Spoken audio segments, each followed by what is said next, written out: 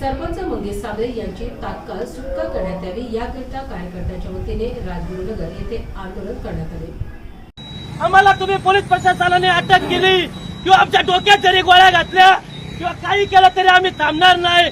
मंगेश साबळेंचा आवाज आम्ही दाबू देणार नाही। आज हा वनवार राजगुरुनगर मधून पेटला आहे।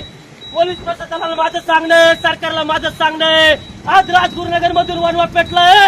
हाच वनवा आता महाराष्ट्रात प्रत्येक जिल्ह्यात पेटेल, प्रत्येक तालुक्यात। असे किती मंगेश साबळे सरपंच तुम्ही तुरुंगात टाकसाल? प्रत्येक जिल्ह्यातून मंगेश साबळे निर्माण होतील, प्रत्येक तालुक्यातून मंगेश साबळे निर्माण होतील, प्रत्येक गावातून मंगेश साबळे निर्माण होतील। आज आम्ही छत्रपती शिवरायांच्या विचारावर चालतो, आज आम्ही डॉक्टर बाबासाहेब आंबेडकरांच्या विचारावर चालतो, आज आम्ही महात्मा फुलेंच्या विचारावर चालतो, आज आम्ही राजगुरूंच्या विचारावर चालतो, आज आम्ही भगतसिंगाच्या विचारावर चालतो। आम्ही कोणाला घाबरणार नाही, आम्ही कोणाला डगमगणार नाही।